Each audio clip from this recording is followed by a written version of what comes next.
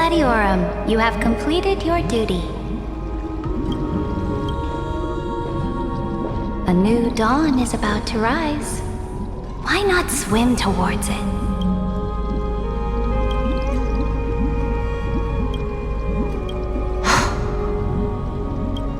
You died long ago, Imperator. Depart from my mind. But your duty towards the Imperator did not die with me. That duty will bind you no more.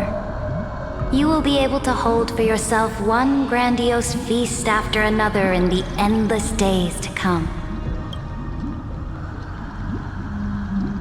So go. Go and swim towards that ocean beyond the sky with the Deliverer.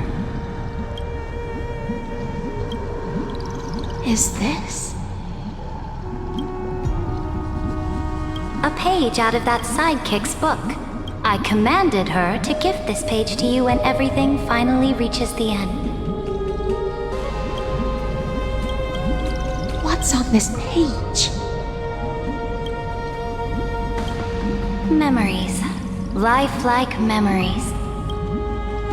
That sidekick found me after the bloody feast 1,000 years ago and showed me her diary. I saw within that notebook.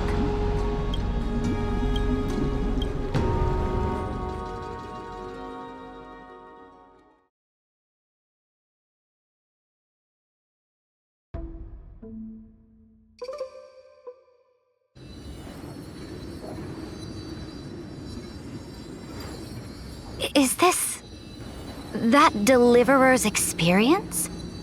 It's truly immersive. People beyond the sky apparently utilize this power to seal past scenery into crystals they call light cones.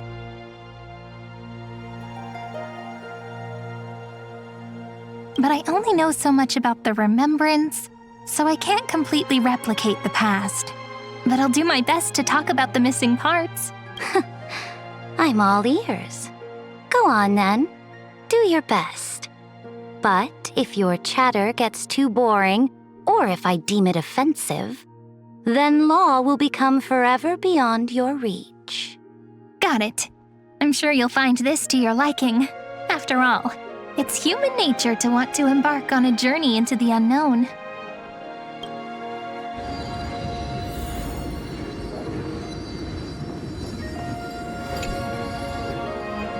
What brightly colored annals. The journey of the Deliverer's conquest. Let me partake in it.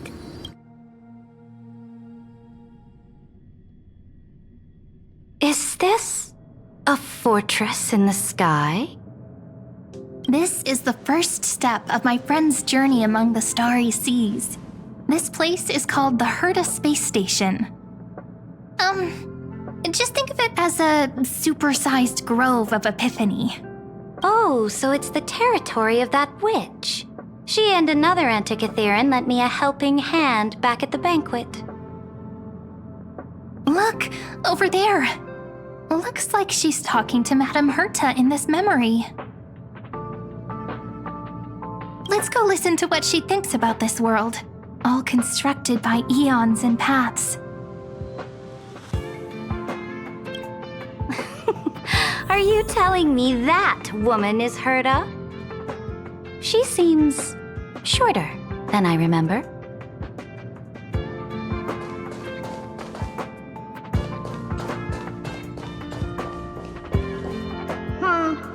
Pretty nice space station, huh? But just wait.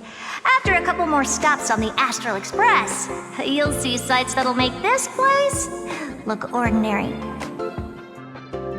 Oh, the cosmos is so vast that the unknowns far outnumber the knowns. But none of them will end up being anything amazing. The farther you go, the more you'll understand what I mean.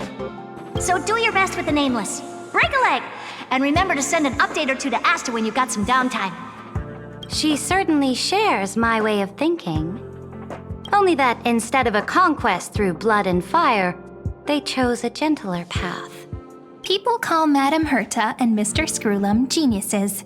Apparently, only the smartest people in the cosmos can receive the blessings of Noose. Amphoreus' true creator. Do you mean that even individuals of such nobility are merely subordinates to a god? On the contrary, after all, it was the very first of them who created the god. But I don't really know all the details about that. You might be able to ask Madame Herta herself when you get the chance. Let's go check out some other worlds next, shall we?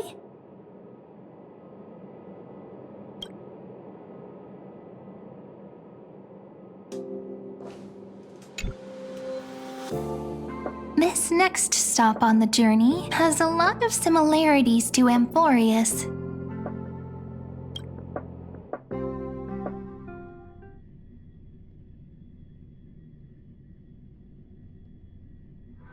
A snow-covered land? Interesting. This star is named Eurillo 6. That name sounds so cold. Belobog sounds better. The girl we see here holds a similar station to you, Imperator. She's the supreme guardian of this world, a leader who took up the mantle of government during a disaster. I did not expect the Empress of this world to be so young. Well, your appearance isn't much older. The object in the distance resembles Nikador. Is it a weapon? No, it's called... Right! The Geological Reconstruction Unit. It's all thanks to you that we survived the crisis. The collaboration with the IPC is both an opportunity and a challenge. Nonetheless, it's an important step in our journey back into the universe. This world was sealed beneath its sky just like Amphoreus was, and they only managed to reconnect with the stars when the Nameless arrived. That IPC she spoke of, is it a more powerful organization? Yes, the IPC conquered many worlds through trade and opened up a vast territory that way. There are many such powerful alliances beyond Amphoreus, and they all walk on roads different from the destruction. Coming back to the Supreme Guardian and her Belobog, didn't they find a peaceful way to enter the interstellar community?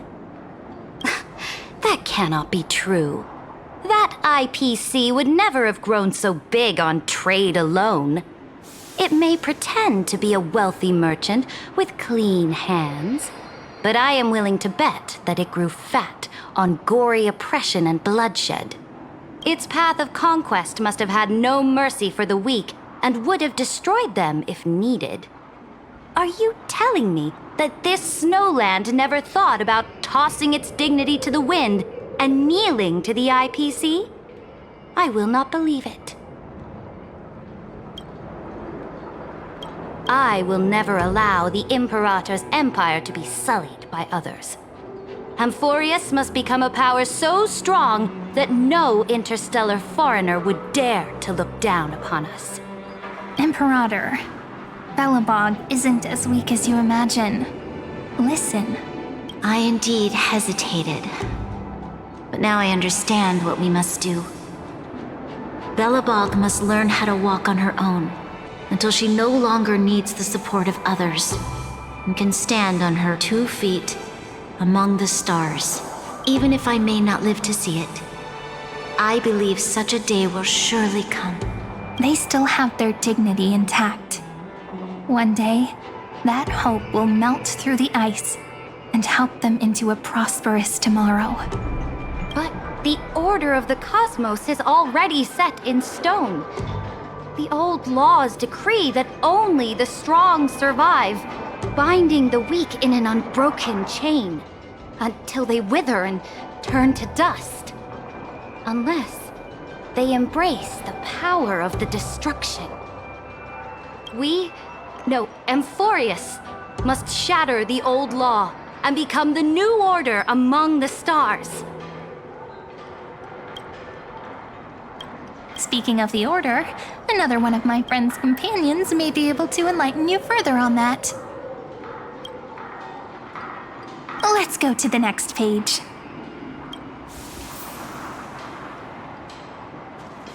I indeed hesitated.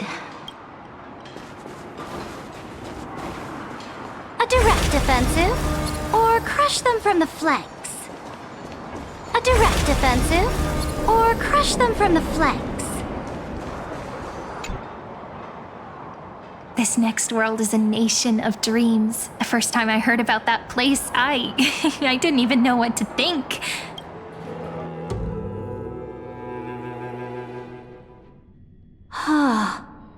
Such opulence does indeed evoke astonishment. This world is called Penacony, an eternal city built upon a land of dreams. It's also my friend's previous stop, where they went through a risky but exciting adventure. Tell me about it then. That man standing afar has wings on his head. I am truly curious.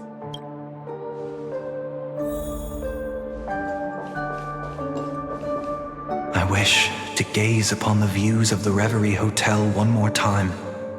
I'll be just a traveler when I come back here again. And perhaps, through a traveler's eyes, even the things I once knew so well will feel strangely different. Penacony is a land of the harmony, where all dreams and hopes merge and combine. It believes in unrestrained freedom, and that's how it lost itself in shallow delights. Then, this young man before you chose to rewrite its laws, using the power of the Order, hoping to shape a dream-bound paradise of perfect happiness. Yet, the paradise of my dreams remains far away. Perhaps a brief journey with the Nameless can show me more possibilities in my search for paradise. As for what Penacony should look like, it'll be up to her. No, up to their trailblazing now. It sounds like this ideal kingdom is no more. That's right. The people chose to wake up at the end. You can't see tomorrow when drowning in sweet dreams. This individual's law acknowledged only gods and constructs, leaving no space for humanity. And yet, the fact that he could accept defeat and resume his journey shows a rare self-awareness and clarity of mind. You are also very self-aware, Imperator. Then you must know that the world promised by the destruction also has no place for humanity. I am indeed very aware of Lycurgus's honeyed words of deceit. I have seen enough. Take me back.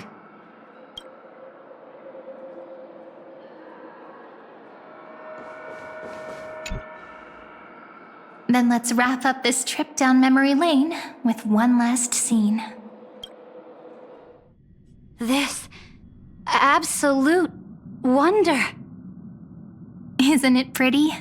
That's our Amphoreus. Our world flows and meanders in this endless band of light.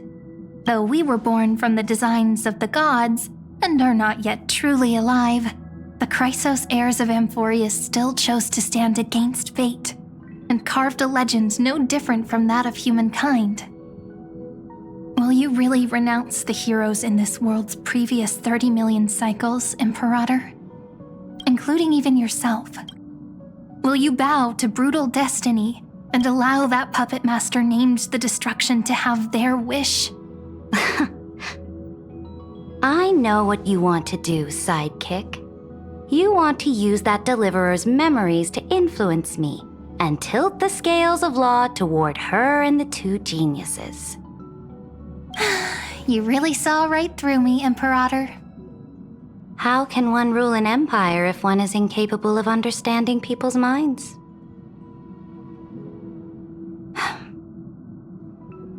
I have decided on Law's final destination. However, before I move my next chess piece, before we go on, tell me this, sidekick. Throughout her Trailblaze, was there ever a memory of the ocean?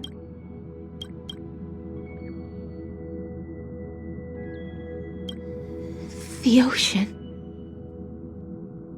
My cradle. My home. You shall complete your conquest in the ocean at the boundaries of this world. and eternally slumber in the sound of tides. You shall eternally slumber in the sound of tides, and complete your conquest in the ocean at the boundaries of this world. Our prophecies aligned as flawlessly as a sea snake circling upon itself. An elegant loop, like a joyful hymn. Like the circulating ocean current. Like our two fates. Like Amphoreus itself.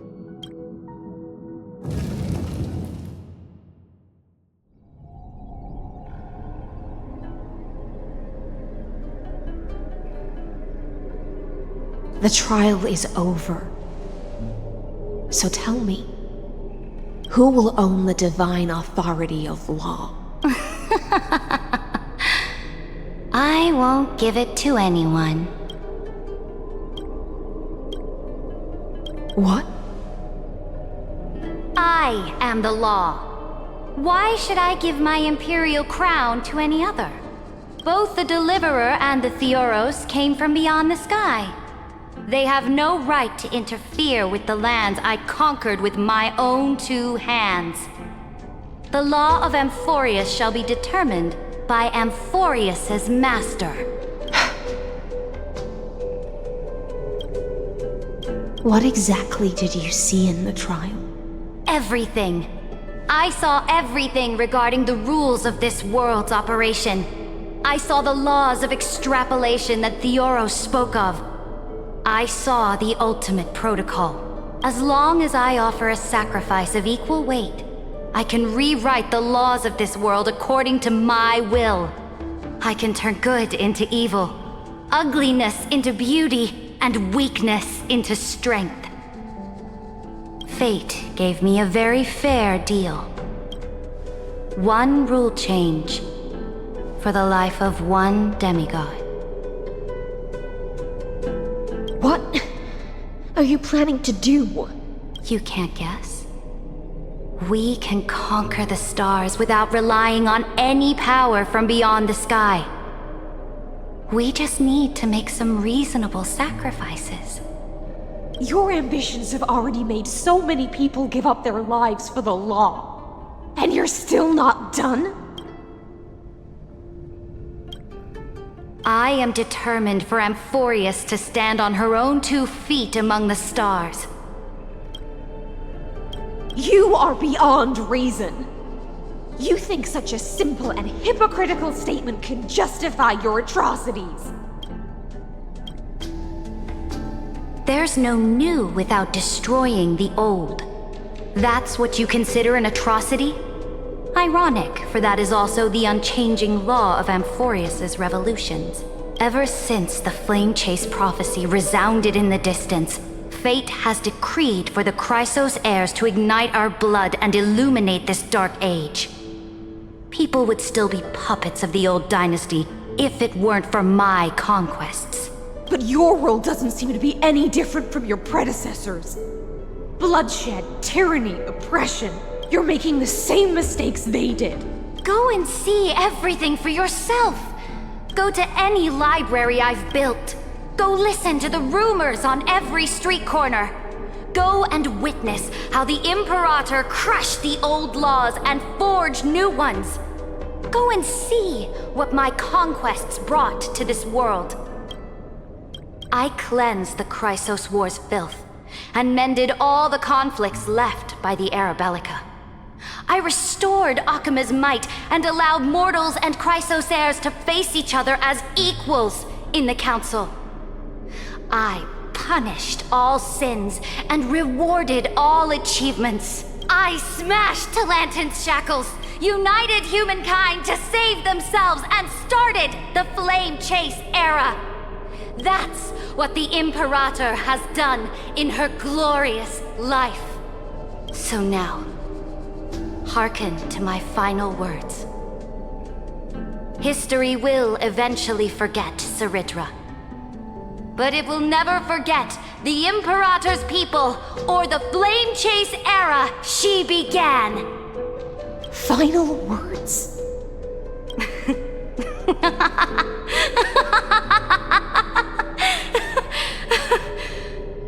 Amphoreus is about to be destroyed. There's no time left for pointless debates. There is only one law I want to overturn to aid the final battle of deliverance. So I will only offer the life of one demigod. In the name of the Imperator, I command you one last time, Electra. Either sacrifice yourself for conquest, or pierce this tyrant's chest with your sword. Thus, the Imperator concluded her final speech. At the end of her life, at the last moment before she stepped onto the altar, she gave her most loyal subject the choice to decide fate, just as she promised her compatriots before her very first campaign. My blood flows in you now. Heroic compatriots, follow me, and we'll seize fate's reins! The Imperator fell. Some say that the Dux Gladiorum turned traitor and killed her liege. Some say that she imprisoned the tyrant in a shallow pond of water, then left. Which meant the Imperator had to kill herself to rewrite the law. There are countless stories about her death. All we can be sure of is when the knight left the vortex, the Imperator was still mumbling about their past conquests together. The beginning and the end of her existence. Imperator, wait! How could someone of your status come to the front lines? Let me be the flag bearer! The troops defending the pass to the west of the grove, have they surrendered? They ran as quickly as they could when they heard your name. The Golden Cocoon Pass is now in the First Legion's hands. Good. What about the Delosian militia? The Third Legion set fire to the mountains and flattened everything west of the basin. They just need a few more days. That is enough. We cannot afford to miss an opportunity for victory. Lastly, how many Ladonian cannons are left? They are no more. The Second and Fourth Legions have destroyed them all. Very good. They now have no way out, no reinforcements, and no artillery support. We will be able to liberate the Grove of Epiphany in the blink of an eye. We will launch the final charge 1 quint after the curtain fall hour tomorrow. Remember, as long as the Alliance's flag still flies on my shoulders, you must keep moving forward. Take no prisoners among the enemy's soldiers. All sages who resist are to be captured and tried according to martial law. And do not destroy any books. Now go! Notify the entire army! Understood! Those who are resolved to die, we salute you.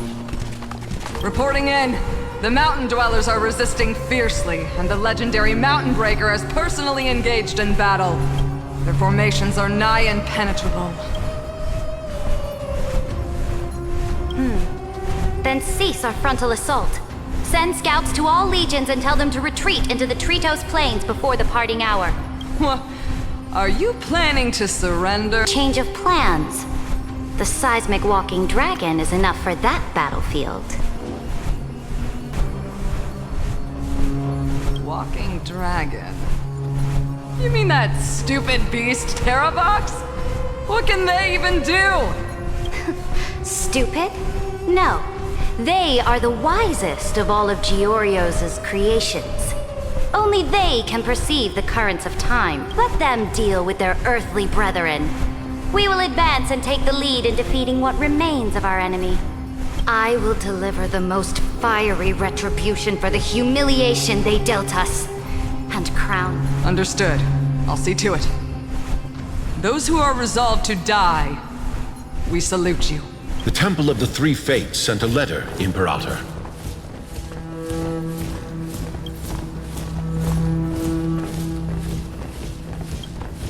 They refused to surrender and said this letter is their last warning to us. Tell the commanding officers not to launch any attacks unless they receive the Imperator's handwritten approval. Disobedience will be punished by death. What are you doing? The priests of the Three Fates aren't soldiers, but politicians. Do not mistakenly believe they don't have a plan. These dying pests will wring out every idea from their brains, all for short-sighted gain. They are much shrewder than we are. I am inferior to them in that regard. They also have the prophecy to wield as a weapon, something I am not blessed with. Launching an unplanned attack will only disadvantage us, as all of Amphoreus will judge our actions. Which means I will be heading to the battlefield myself, just as I have always done. This time, however, I will go alone. I will conduct secret negotiations to ensure fate is on our side. Understood. The legions will make their preparations. Those who are resolved to die, we salute you. Why are we not allowed to march out with the army, Imperator?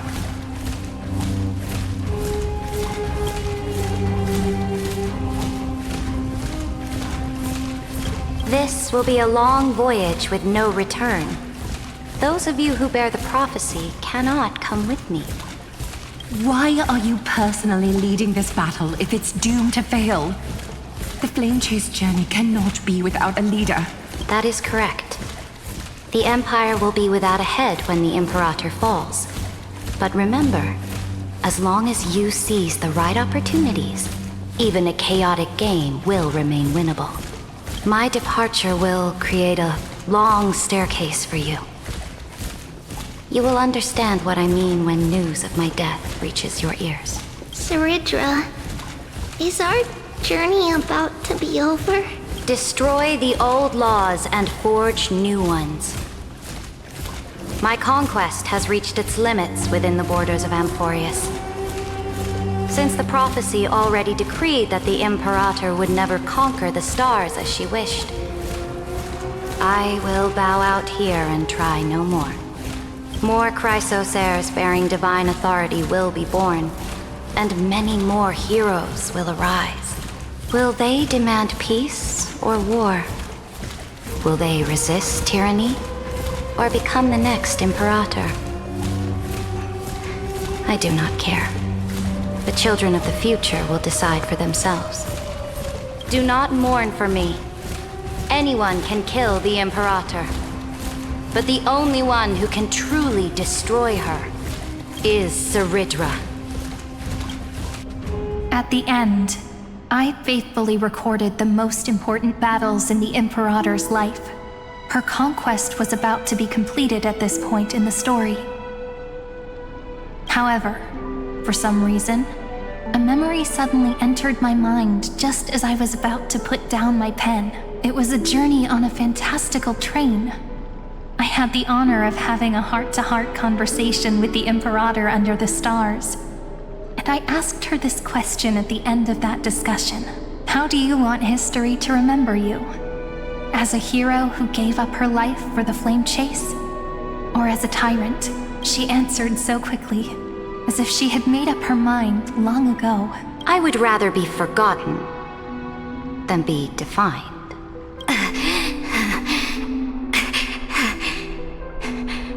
Because the law can be neither eternal nor unchallenged, and only humanity can pen laws into history's pages.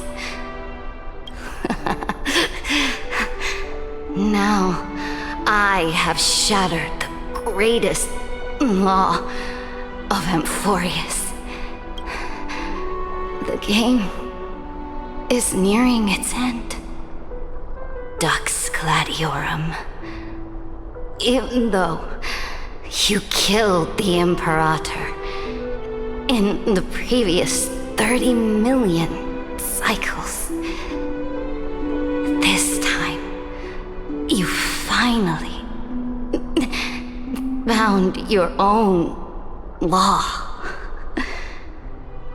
Then High Sealants, Electra.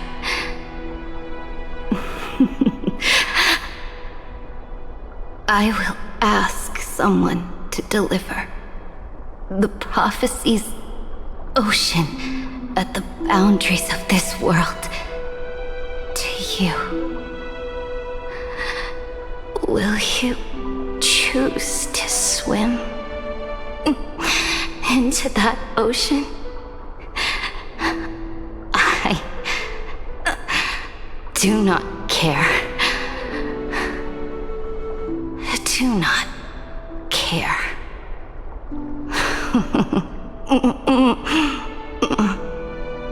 The Imperator muttered about her conquests, and news of her death spread in the city. Freedom! Liberty! The tyrant is dead! Go! Shout this news in the streets! My people, my fellow elders, do not panic. Stand your ground. That usurper has paid for her ambition with her life. People once cheered for my ascension. And now they cheer for my fall. No matter. I am fond of applause.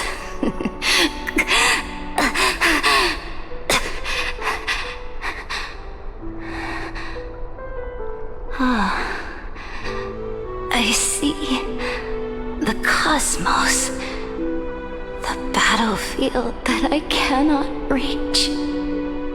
I will return in the next cycle. The stars will hear my legion's war drums, hear the great name of the Imperator, hear Amphoreus' Serid.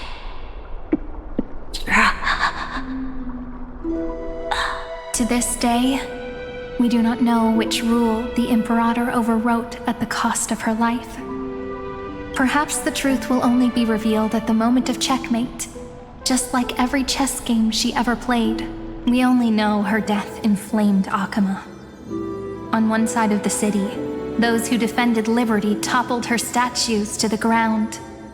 On the other side, her supporters put themselves between the masses and her monuments, declaring loudly that the sovereign is still among the people. It is said that golden blood congealed into the same letters everywhere they fought. It was the name borne by Akama's first and final sovereign, the Imperator Seridra. But the one who bore that name did not see any of this. Her gaze was cast far away, and the sound of tides in her ears drowned out the people's cries. What was the Imperator thinking about in that prophesized ocean at the boundaries of this world? In that shallow puddle of stagnant water, was she reminiscing about her past conquests? Or repenting for the millions killed for the flame chase? It was neither. The Imperator only saw how the surface of the water gleamed like that crude chessboard, dissected by light and shadow in the afternoon when her teacher played against her for the first time. Look at this chessboard. What do the pieces look like? They are strangely beautiful. They look like the stars in the night sky ablaze.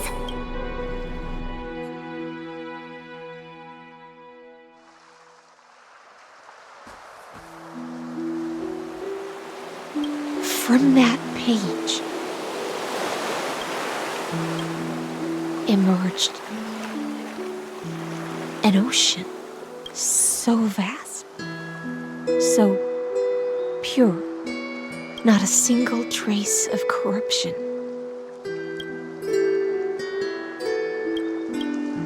Is this Seridra?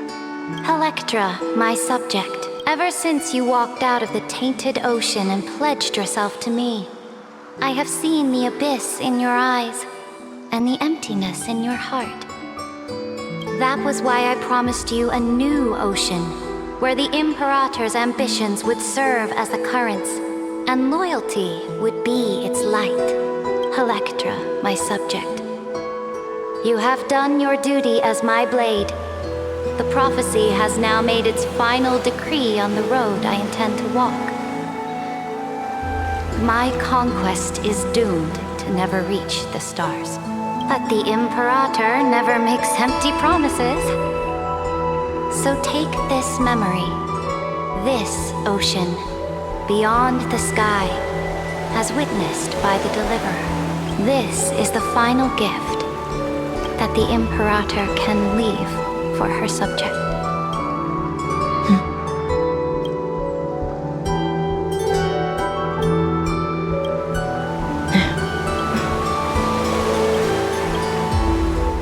When I was still a fish in the ocean, I always felt so genuine swimming through the waters. But once I stepped onto land, I found myself caught in a play. Every land dweller wore a mask in their life. So I, too, donned a costume and tried to find my role in this show. I became your blade in war and the violin strings at banquets. Do you still not get it? I do not long for the oceanic depths of my homeland, nor do I crave the swelling seas beyond the sky. Perhaps even I don't know what I want. I still don't know where I should swim to even at the end. But I know one thing right now. A fish is simply a fish. And she can never leave the ocean she's in. But whether under the ocean or on land, we two prisoners who can never escape this cave can still look outside the cave and see the stars. I have to admit, the 12-factor simulation of life in this experiment has far exceeded my expectations. Make your choice then, senior society member. Do you want to keep walking down the wrong path and be remembered for your incorrect conclusions? Or do you want to return to the audience's seat and give yourself, Amphoreus, and the entire cosmos a more fitting end? I must refuse. A dead man never fears death. Did I not make myself clear? Have you forgotten about our dear Lord of Silence? You wouldn't want her to consider your 8 other clones as cancers within the erudition and chop them all up, would you?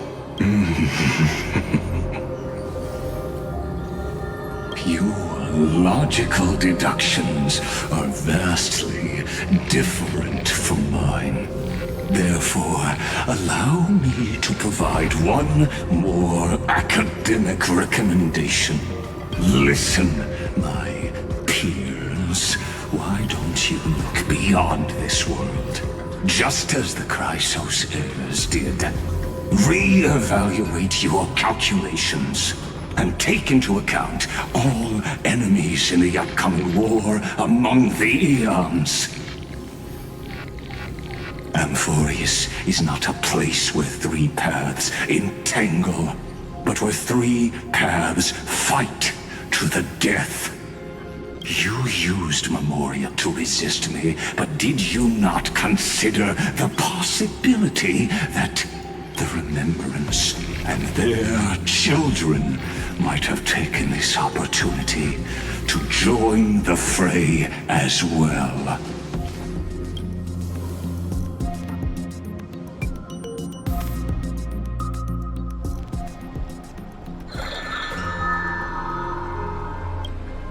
Oh, so this isn't just silence.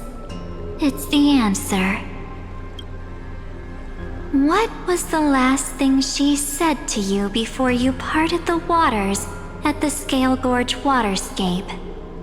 A tricky question, but one with a simple answer.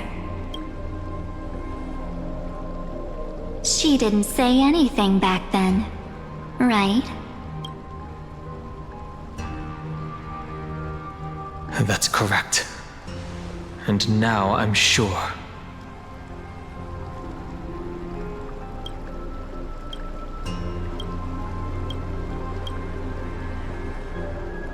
You are not March 7th. There's no way she would remember that detail.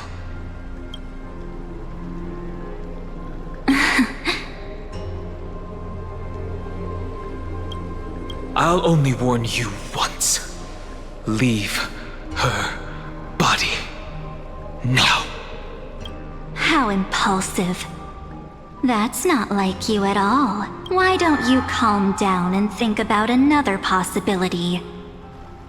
I didn't take over March 7th's body.